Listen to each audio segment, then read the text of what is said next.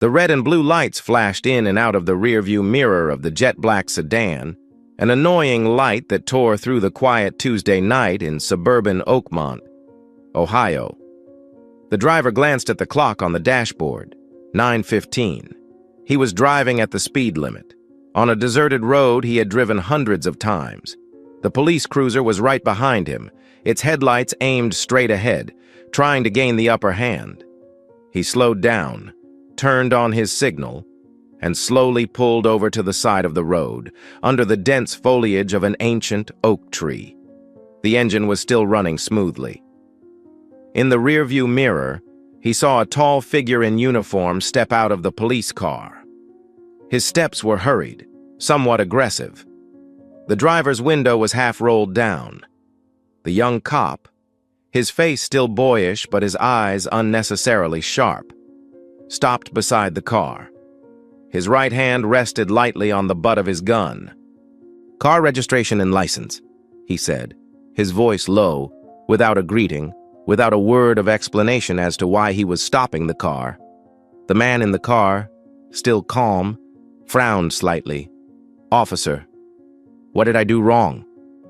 His voice was calm, not the slightest bit shaken. The cop sneered, a condescending smile on his lips. "Driving suspiciously in this area at this hour. You don't belong here." The words were loaded with meaning, a judgment without evidence. "I'm on my way home," the man replied, trying to keep his voice neutral. He reached slowly toward the passenger seat's glove compartment, where he usually kept his wallet and papers. "Stand still!" the policeman suddenly shouted, his voice shrill. "Hands! Let me see your hands!" There was a dry click. The officer had drawn his Glock 19, the black barrel pointed straight at the man in the car. His eyes were wide, his expression tense. "Get out of the car, slowly, hands above your head." The man paused, his hands still visible. He looked straight down the barrel of the gun, then up into the officer's bloodshot eyes. His calmness seemed to agitate the officer even more. For a brief moment, the air thickened, except for the officer's labored breathing and the ironically steady hum of the car engine. Who was the man facing the cruel muzzle of the gun? How could a routine document check, if there was one, escalate into a life-or-death situation in a matter of seconds? And what, or who, could change the situation on this deserted, dimly lit street? Let's hear the full story. The man in the car took a deep, slow breath. He showed no fear, only a faint disappointment that crossed his calm features. "Officer," he said, his voice steady, almost unchanging. "I need to get my phone from my inside jacket pocket. I'll do it very slowly, with 2 fingers. Officer Kevin Miller, 28, 3 years on the job, felt his heart pounding in his chest.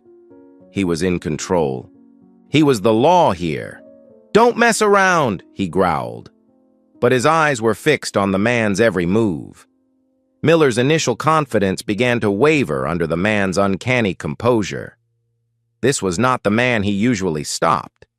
The man slowly, very slowly, reached inside his suit jacket with his right index finger and thumb, carefully pulling out a new smartphone. He held it with his fingertips, holding it up for Miller to see. "Just a call," he said. Miller hesitated. Part of him wanted to scream, to make the man throw the phone away. But another part, a nameless curiosity and a vague unease, kept him silent. "Hurry up," he snapped. The man dialed a familiar number from his contacts. He didn't bother looking at the screen.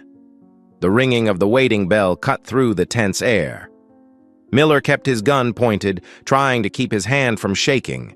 He watched as the man raised the phone to his ear. "Frank?" The man's voice was calm, but with an unmistakable hint of familiarity. "Marcus here. I'm at the corner of Elm and 5th. Had a little trouble with one of your officers. He seemed a little nervous." There was a short pause. "Okay, I'll wait." He hung up, setting the phone down on the dashboard. Then he looked at Miller, his eyes unchanging. "Your sheriff will be here shortly." Miller heard the name Frank and the tone of the voice. Frank Davies was the chief of police of Oakmont. Did this man know the chief? He tried to dismiss the thought. "There's no use calling anyone." He tried to sound tough, but his voice was shaking. A bead of sweat ran down his temple and down his cheek. He felt the cold metal of the gun in his hand. 3 minutes later, perhaps less. Another patrol car came barreling toward them from the opposite direction, lights flashing but no siren blaring. It stopped a few feet away.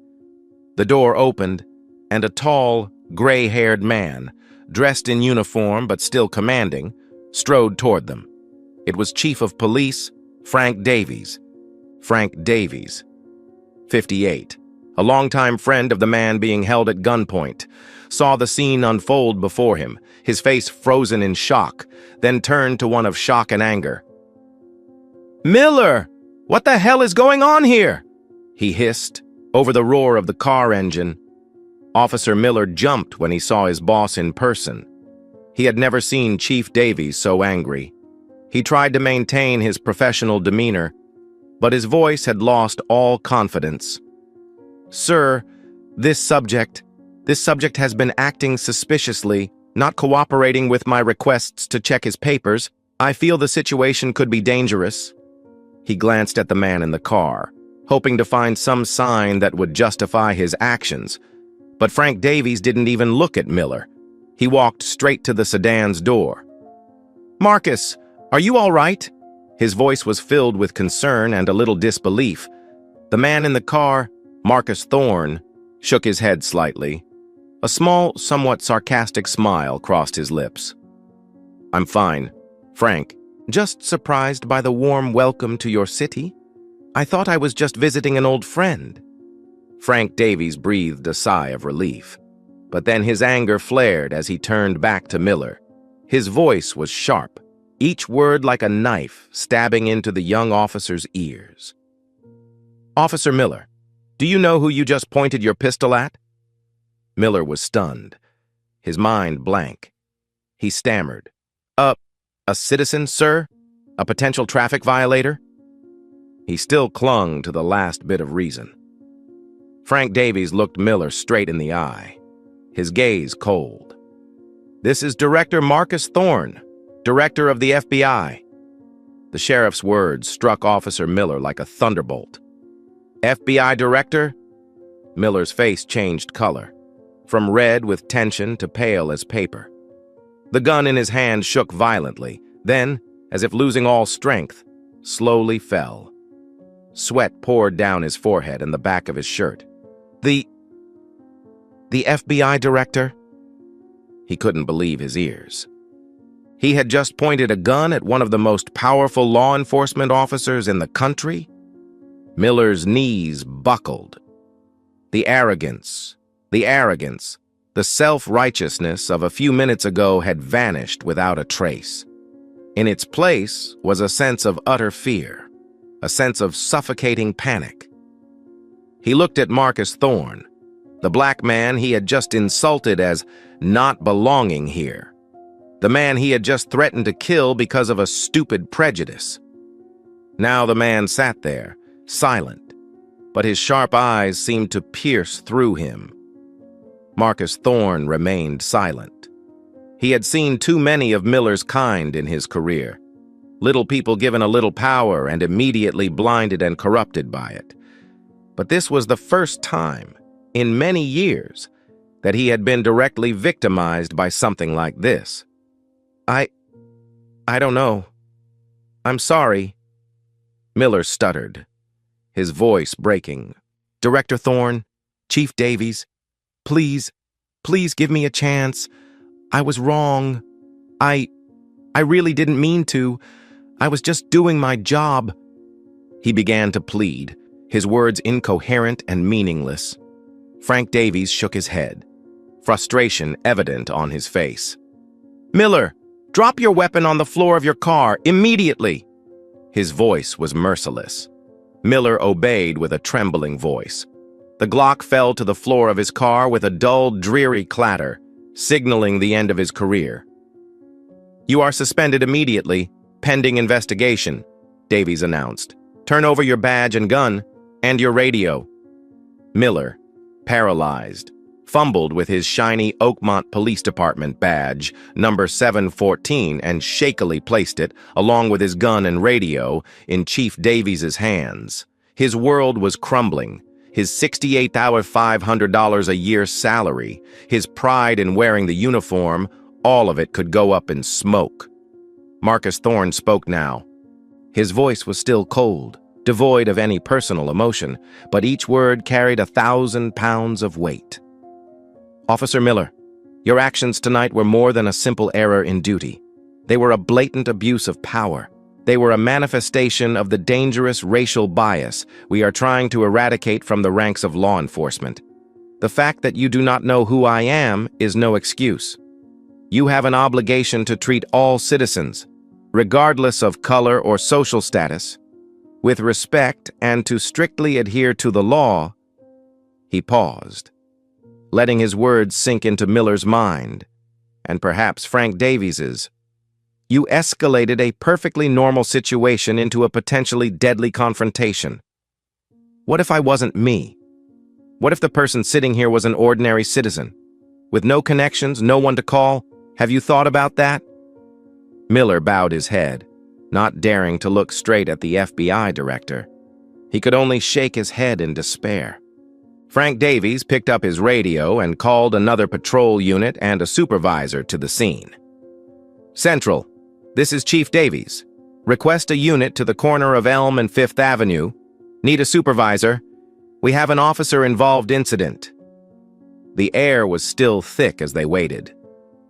Marcus Thorne opened the car door and stepped out, adjusting his coat. He was tall and well-built, despite his 55 years. His authority came not from his position, but from the confidence and experience of a man who had weathered countless storms.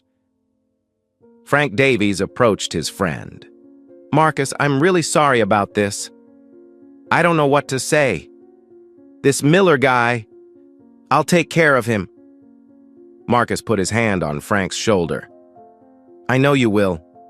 Frank, this isn't just a Miller problem. This is a systemic problem. We need to make sure people like Miller have no place in the police force. We need to make sure every officer understands his responsibilities and the limits of his authority." When the backup unit and supervisor arrived, Lieutenant Henderson, a seasoned middle-aged man, took over the situation from Chief Davies. Officer Miller was asked to sit in the back seat of Henderson's patrol car, awaiting transport to the station for suspension and initial questioning. He sat there, cowering, completely devastated. His eyes were blank, staring out the window, seeing nothing. Lieutenant Henderson carefully collected Miller's gun, noted the serial number, checked for dash cams in Miller's car, and especially his body cam. One crucial detail was discovered almost immediately. Miller's body cam was not activated. Either he forgot to turn it on, or he deliberately left it off. Either scenario would be a serious breach of procedure and would be an aggravating factor. Frank Davies personally drove Marcus Thorne away from the scene. "He's going to face a full internal investigation, Marcus," Frank said as they drove away, "and I'll make sure it's done fairly and thoroughly. The body cam not working was a big deal." "I believe you, Frank," Marcus replied. "But you know, as FBI director, I can't let this stop at an internal police investigation. Officer Miller's actions clearly indicate a civil rights violation. The Bureau will have to open a parallel investigation." Frank nodded, his expression heavy. "I understand, and I fully support it. We need to get rid of these bad apples. The actions of one individual like Miller tarnish the reputation of the entire force and erode the trust of the community." Oakmont, with a population of about 150,000, is a relatively quiet city in the Midwest. The Oakmont Police Department, OPD, has about 250 officers, and Frank Davies has been chief for 8 years. He has always prided himself on his force and on his efforts to build good relationships with the community. Miller's case was a cold shower on those efforts. The next morning, Officer Kevin Miller was officially suspended without pay. He was asked to appear at OPD's Internal Investigation Division, IAD, to give a detailed statement. Confronted by 2 experienced IAD investigators, Captain Stern and Sergeant Kowalski, Miller attempted to construct a story that would mitigate his guilt. He claimed that there had been a number of petty thefts in the area, and that the black sedan without a front license plate, this was a fabrication, Marcus's car had a full license plate, looked suspicious. He said that the driver, Marcus Thorne, appeared stressed and uncooperative when he asked for his papers, and that his hand reaching for the glove compartment made him feel threatened, forcing him to draw his gun in self-defense as he had been trained to do. However, Miller's testimony was full of inconsistencies and did not match what Chief Davies had seen and reported. The fact that the body cam did not work further undermined his credibility. IAD investigators also began digging into Miller's record. They discovered that in his 3 years on the job, Miller had 2 citizen complaints about his bossy attitude and abuse of power, but both were resolved with an oral reprimand and a requirement to attend community engagement training, a form of punishment that was too lenient and not enough of a deterrent. It seemed that Miller's previous supervisors had missed early warning signs. In parallel, at Marcus Thorne's direction, the FBI's Cleveland office sent a team of investigators to Oakmont to investigate the civil rights violations. Federal agent Sarah Jennings, an expert in police abuse cases, led the investigation. They took an official statement from Marcus Thorne, in which he recounted the entire incident in detail, objectively, without adding personal emotion. He emphasized that his greatest concern was not for himself, but to ensure that no other citizen would have to go through the same situation. FBI agents also interviewed Sheriff Frank Davies, Lieutenant Henderson, and other officers who were at the scene that night. They collected all reports, radio recordings, and searched for security cameras from nearby homes or businesses that might have captured some of the incident. Fortunately, a security camera from a home across the street, albeit from a distance and with poor quality, captured Miller's police car blocking Thorne's car, and more importantly, captured the moment Miller pulled a gun on Thorne's car before Sheriff Davies arrived. The video, although silent, was enough to disprove Miller's claim that he only pulled the gun when he felt threatened by Thorne's actions. The IAD and FBI investigation lasted about 3 weeks. The pressure on the Oakmont Police Department grew. Information about the incident began to leak to local media, although Marcus Thorne's name was initially withheld at his request to avoid undue influence on the investigation. However, rumors of a high-profile person being held at gunpoint by an OPD officer spread quickly, causing a public uproar, ultimately with overwhelming evidence, including testimony from the FBI director, testimony from the police chief, security camera footage, inconsistencies in Miller's testimony, and the body cam not working. Both the IAD and the FBI came to the conclusion that Officer Kevin Miller had engaged in a serious abuse of power, used unnecessary force, and likely violated Marcus Thorne's civil rights.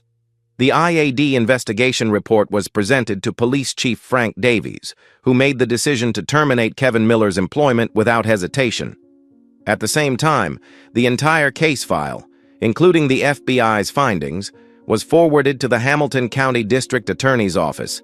District Attorney Eleanor Vance, a woman with a reputation for being tough and fair, reviewed the case carefully. She recognized the seriousness of the case, especially when the victim was the head of a federal law enforcement agency. But more importantly, she saw that Miller's actions were a flagrant violation of the basic principles of policing. After consulting with her team, District Attorney Vance decided to charge Kevin Miller with 3 counts: aggravated assault with a deadly weapon, abuse of official power, and menacing. a lesser charge than a federal civil rights violation, but easier to prove at the state level. On the federal side, the Justice Department is also considering charging Miller with civil rights violations under the Civil Rights Act. News of former officer Kevin Miller's criminal charges sent shockwaves through Oakmont. For the first time in years, a city police officer has faced serious criminal charges for conduct while on duty. Kevin Miller, now a civilian, had to hire a defense attorney.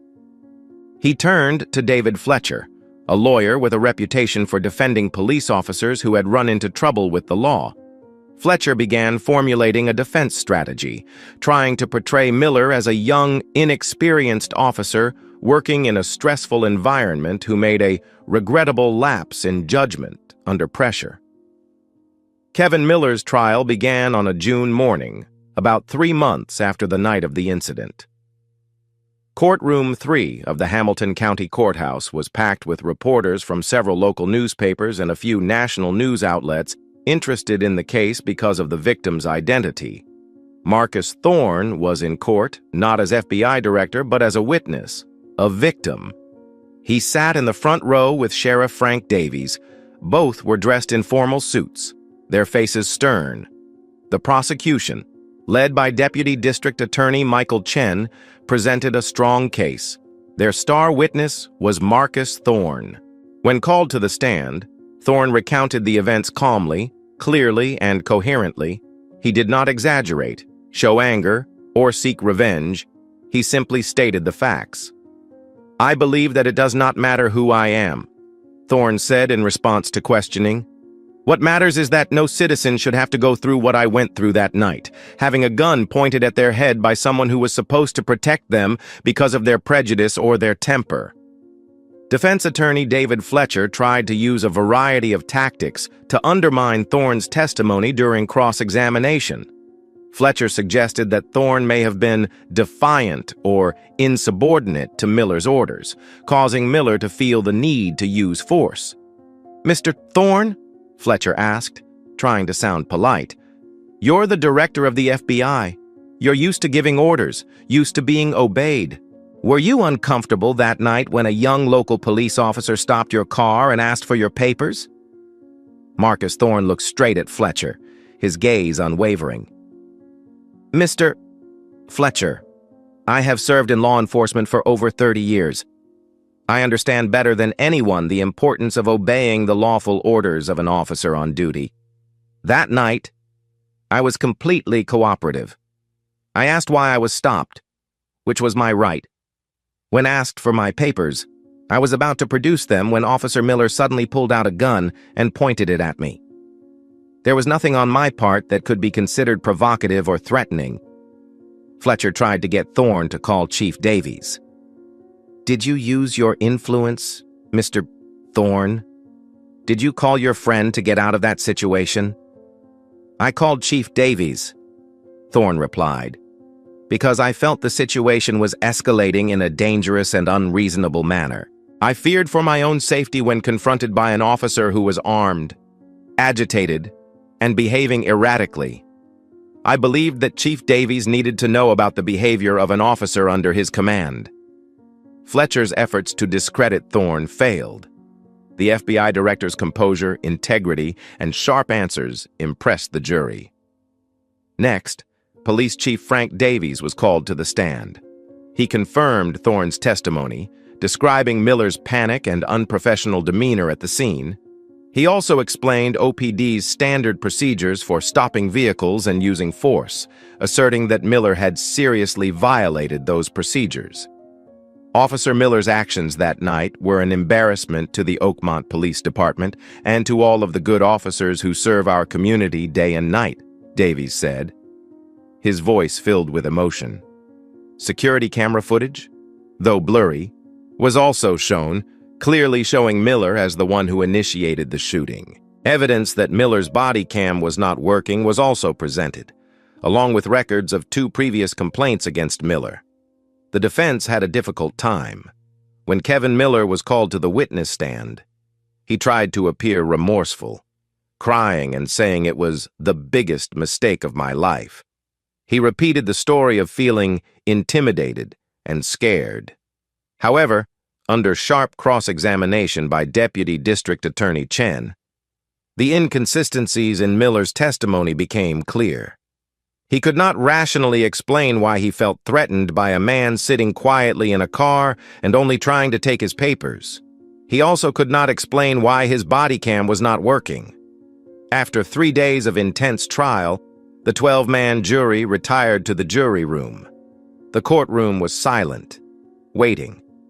Marcus Thorne and Frank Davies sat side by side, both looking nervous, though they tried to hide it. Kevin Miller slumped in his chair, pale, his hands clenched. After just 4 hours of deliberation, a relatively short time for such a complex case, the jury returned to the courtroom. The foreman, a middle-aged woman, rose to read the verdict. On the charge of aggravated assault with a deadly weapon, we, the jury, find the defendant Kevin Miller guilty. A low murmur ran through the room. Miller closed his eyes. On the charge of abuse of authority, we, the jury, find the defendant Kevin Miller guilty. On the charge of menacing, we, the jury, find the defendant Kevin Miller guilty. Kevin Miller put his head down on the table, his shoulders shaking. His mother, sitting in the back row, burst into tears. A week later, the sentencing hearing was held. Judge Patricia Holloway, a woman with a reputation for being tough but fair, presided over the hearing. Before handing down the sentence, Judge Holloway allowed the parties to speak. Deputy District Attorney Chen asked for a harsh sentence, stressing that Miller's actions not only endangered an individual, but also eroded public trust in law enforcement. When those entrusted with the power to protect become dangerous, it is the most egregious betrayal of public trust, Chen said. Attorney Fletcher pleaded for leniency, saying that Miller was young, had lost everything, and was deeply remorseful. Miller himself was also allowed to have the last word. He tearfully apologized to Marcus Thorne, his family, and the Oakmont Police Department, but his belated tears moved no one.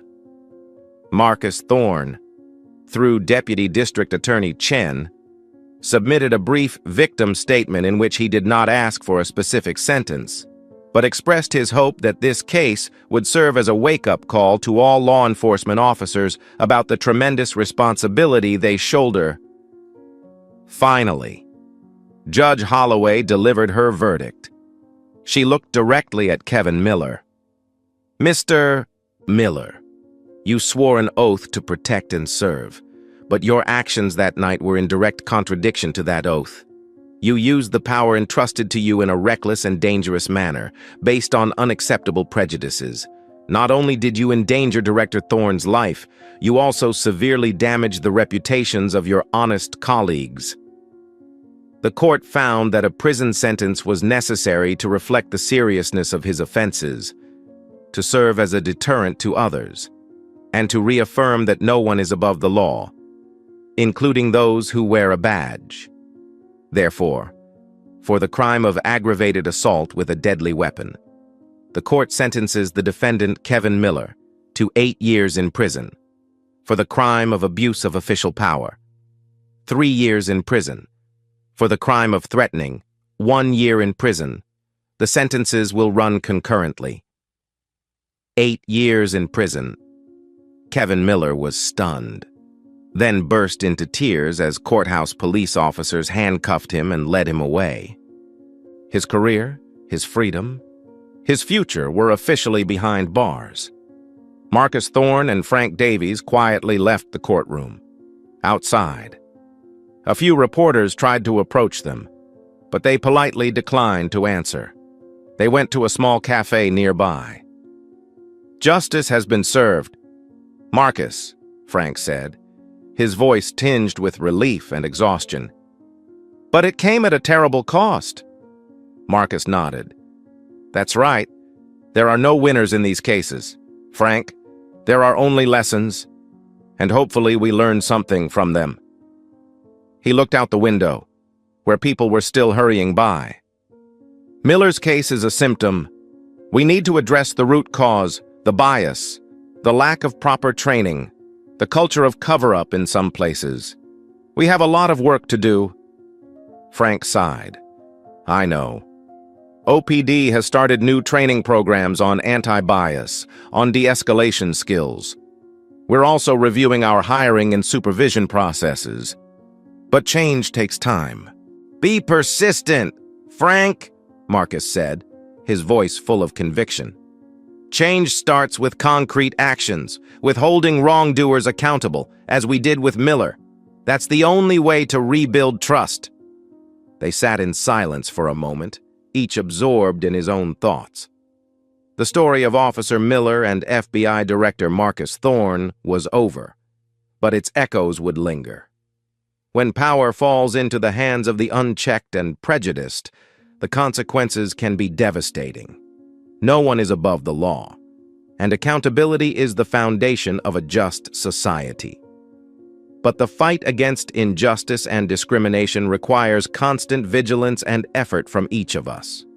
Not just those in public office, but from our communities as a whole.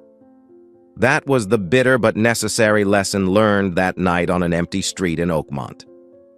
What do you think of the 8-year sentence handed down to former Officer Miller? Is it enough of a deterrent to similar behavior in the future? If you were in the shoes of FBI Director Marcus Thorne that night, before your identity was revealed, how would you have reacted to being pointed at by a police officer and being verbally abused? Does this story remind you of an incident or someone you know who has faced injustice from those who were supposed to protect them? Share your thoughts.